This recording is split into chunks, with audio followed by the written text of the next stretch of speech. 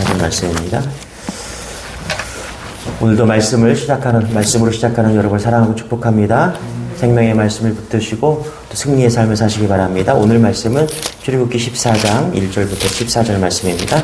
우리 함께 교독하도록 하겠습니다.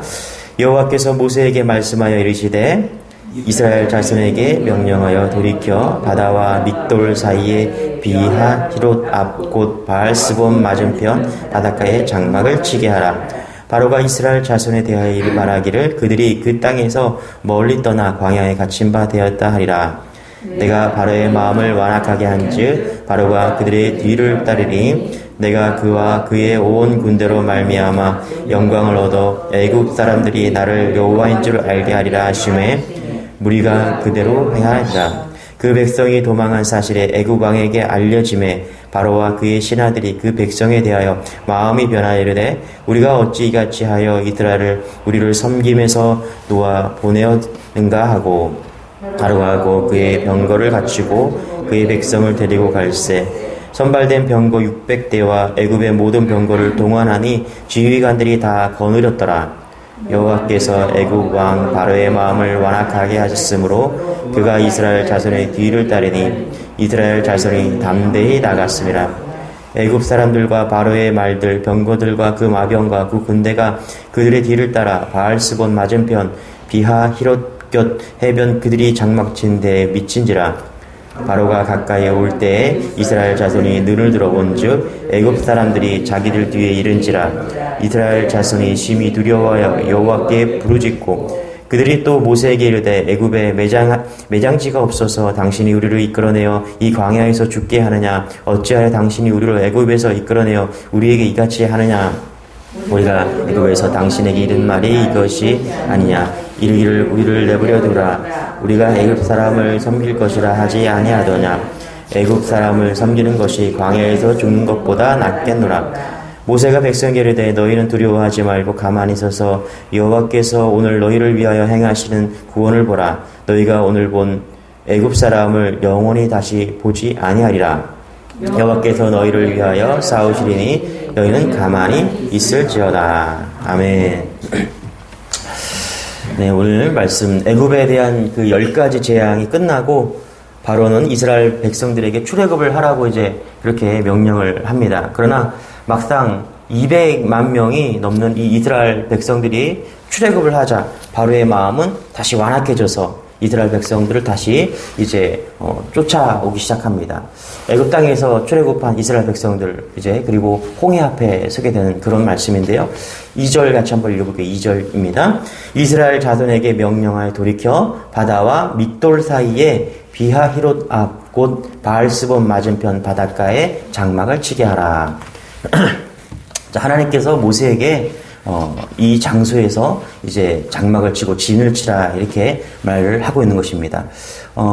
굳이 홍해를 마주하지 않아도 되었는데 하나님께서 이스라엘 백성들을 바닷가에 이끌어 가셨다는 말이죠. 여기 돌이켜라는 말이 조금 주목해 볼 필요가 있는데요. 예전 그 성경에는 돌쳐서라고 되어 있는데 이 말은 현재 진행하는 그 방향을 완전히 바꾸어서 되돌아 진을 치라는 것입니다. 얼핏 보아도 좀 이해할 수 없는 말인데요. 큰 혼란을 야기할 수 있는 그런 상황입니다. 하나님은 바로 이스라엘 백성이 애굽을 떠나 가나안으로 갈 때 당연히 홍해가 아니라 해안을 따라서 이렇게 그 길로 갈 것으로 예측했습니다. 역사 이래로 그 아프리카에서 중동 지역으로 가고자 하는 사람들은 모두 그 길로 갔기 때문입니다. 그런데 지금 하나님은 이상하게 이스라엘 백성은 바다로 막히고 옆이 산이 있는 그 길이 아닌 길로 들어설게 해서 하나님께서 인도하고 있다는 것입니다. 바로는 이스라엘 지도자의 그 어리석음, 모세의 어리석음을 흉보면서 이스라엘 백성을 더욱 안에 든 쥐라고 이렇게 생각하게 됩니다. 이스라엘 백성을 놓아준 것을 후회하던 그 바로가 잘됐다. 그렇게 생각하면서 600대와 그 애굽의 모든 군대를 총동원해서 이스라엘 백성을 추격해 온 것이죠. 자, 여기 보세요. 여기 2절에 보니까 믹돌 사이에 비하히롯 앞 곧 바알스본 맞은편 바닷가에 장막 친다 이렇게 얘기합니다. 이 두 개의 장막 지명이 나오는데 우리는 이거 잘 알 수는 없죠. 그런데 비하히롯 이라는 뜻이 뭐냐 하면 구출이라는 뜻이에요. 구출. 그리고 바알스보는 바알이 내려다본다 이런 뜻을 가지고 있는 그 지역인 것이죠. 그러니까 홍해 앞에서 그리고 자신이 예측할 수 없었던 인도하심 앞에서 이들은 두 개의 가능성을 지금 만난 것이죠. 하나는 뭐냐? 하나님이 구출하신다는 그 구출이란 바알스롯과 또 하나는 바알이 내려다본다. 이전에 섬기던 그 우상숭배 거기로 돌아갈 건가 그 선택의 기로에 쓴 것을 우리는 볼 수 있는 것이죠. 여러분 이것을 누가 이끌었어요? 하나님께서 지금 이끄신 것이죠. 하나님께서 그렇게 지금 이끄신 것입니다. 모세는 전략가였습니다. 모세는 애굽 왕자로 있을 때 전쟁에서 많은 전쟁을 치르면서 공을 세우고 그래서 높이 칭송받았던 그런 인물입니다. 그런데 그가 인간의 눈으로 봤을 때는 절대로 이곳에 가면 안 되는 그런 곳이었죠. 말 그대로 옆에는 산이었고 그리고 앞에는 바다가 있는 배수진을 칠 수밖에 없는 그런 곳입니다. 그런데 이스라엘 백성은 전쟁을 해본 경험이 없는 그런 민족이었기 때문에 모세가 생각했을 때 그곳으로 가면 안 되는 곳이었습니다. 그런데 하나님께서 그렇게 이끌어 가셨어요. 거기에 모세는 순종했다는 것입니다. 여러분 모세는 이제 어떠한 상황에서도 하나님이 구원을 이루신다는 그런 믿음 가운데 서 있었던 것이죠. 그래요. 하나님께서는 때로는 우리의 생각과 우리가 다르게 우리의 예상을 빗나갈 그런 곳으로 우리를 인도할 때가 있습니다. 우리가 생각하지 못한 그런 방법으로 우리를 이끄실 때가 있습니다. 이럴 때 우리가 믿음이 작동해서 하나님이 하시는 일을 서서 그리고 가만히 서서 그분이 하시는 일을 우리가 지켜보면 된다는 것을 지금 성경은 말씀하고 있는 것이죠. 우리 3절 4절 같이 한번 읽어볼게요. 다시 시작. 바로가 이스라엘 자손에 대하여 말하기를 그들이 그 땅에서 멀리 떠나 광야에 갇힌 바 되었더라 하라. 내가 바로의 마음을 완악하게 한즉 바로가 그들의 뒤를 따르리니 내가 그와 그의 온 군대로 말미암아 영광을 얻어 애굽 사람들이 나를 여호와인 줄 알게 하리라 하심에 무리가 그대로 행하니라. 하나님께서 말씀하시는 거죠. 바로가 이스라엘 자손에 대해서 이렇게 말할 것이다. 하나님이 일부러 그들을 막다른 골목으로 몰아넣고요. 하나님이 일부러 애굽 왕의 마음을 충동시켜서 그들을 쫓아온다라고 그렇게 읽혀지는 것이죠. 여러분 왜 그렇게 하셨다고 하나님 말씀하십니까? 4절에 보니까 애굽 사람들이 다시 한번 내가 여호와인지를 알게 하기 위해서 그렇게 했다라고 이야기를 합니다. 우리가 하나님의 자녀라면 앞은 홍해고 좌우는 높은 산이 있고 뒤에는 애굽 군대가 에워싸도 절망하지 않고 기억해야 될 것은 여호와 하나님이시다.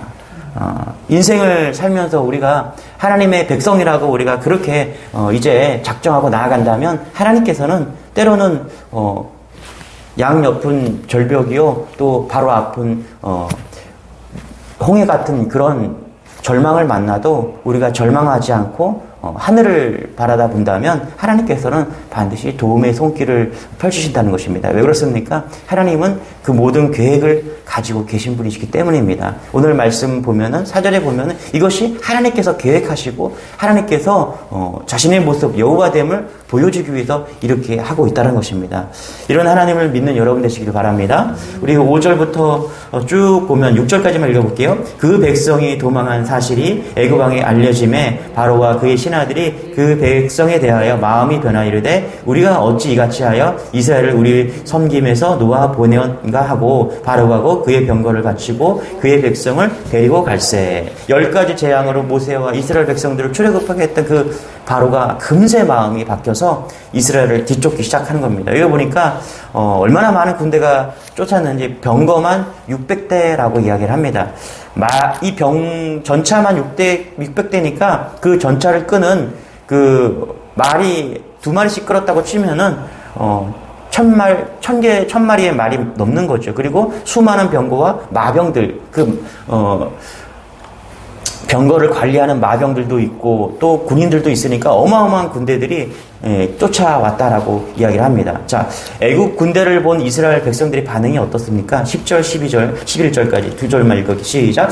바로가 가까이 올 때 이스라엘 자손이 눈을 들어 본즉 애굽 사람들이 자기들 뒤에 이른지라. 이스라엘 자손이 심히 두려워하고 여호와께 부르짖고 11절. 그들이 또 모세에게 이르되 애굽에 매장지가 없어서 당신이 우리를 이끌어내어 이 광야에서 죽게 하느냐? 어찌하여 당신이 우리를 애굽에서 이끌어내어 우리에게 이같이 하느냐? 바로와 애국 군대, 이스라엘 백성이라는 노예를 풀어주고 나니까 그 마음이 바뀌었죠. 어떻게 바뀌었습니까?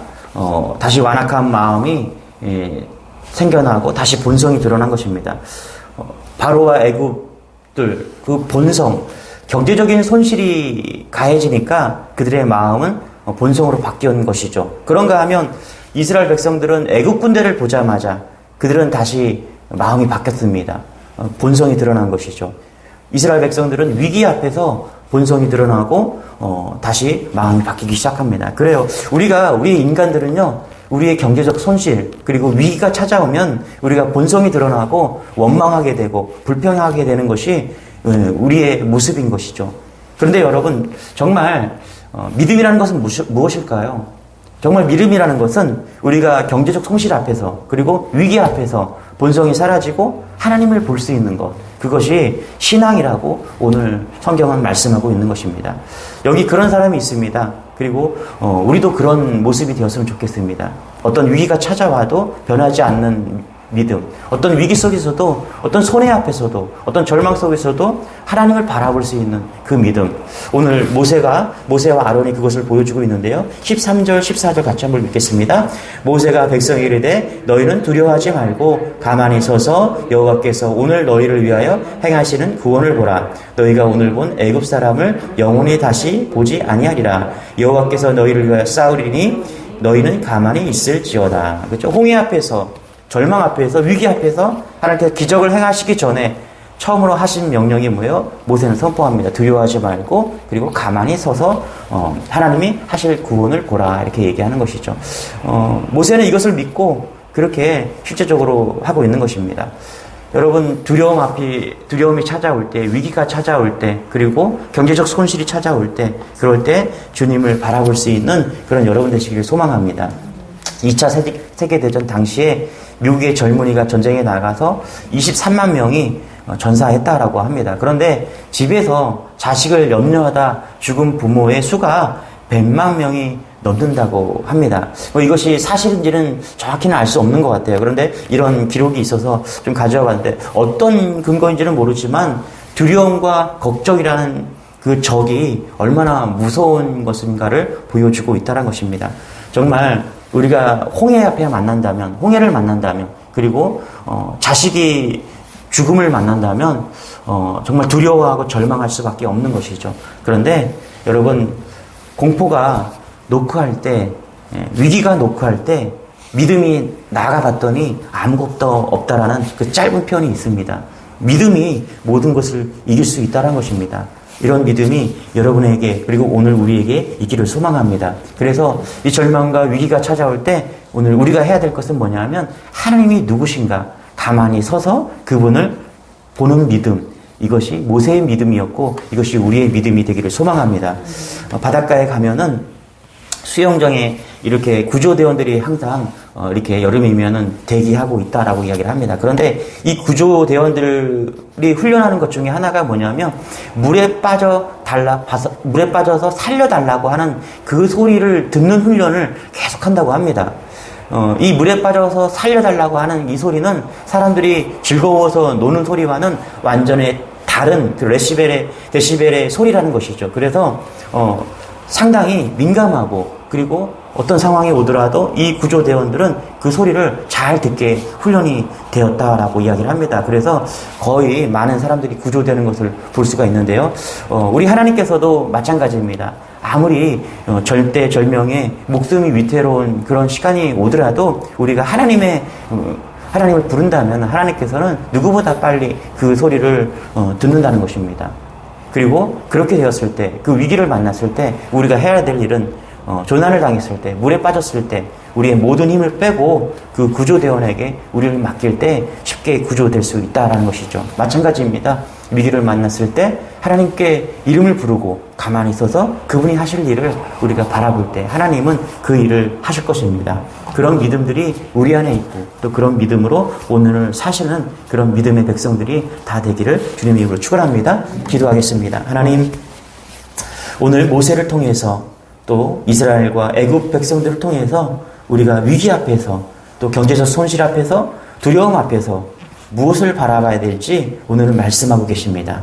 가만히 잠잠히 서서 여호와 하나님을 바라볼 수 있는 그런 믿음이 우리 안에게 하나님 또 성숙되어질 수 있도록 그런 믿음을 우리에게 허락하여 주시옵소서. 여전히 어려움 가운데 있지만 또 우리는 여전히 하나님을 바라보면서 오늘도 믿음의 백성이 되어지기를 소망합니다. 믿음으로 나아가는 우리 주님의 교회 모든 성도들 가운데 능력을 주시고 힘을 주셔서 오늘도 승리하는 그런 하루가 될 수 있도록 은혜를 더하여 주옵소서.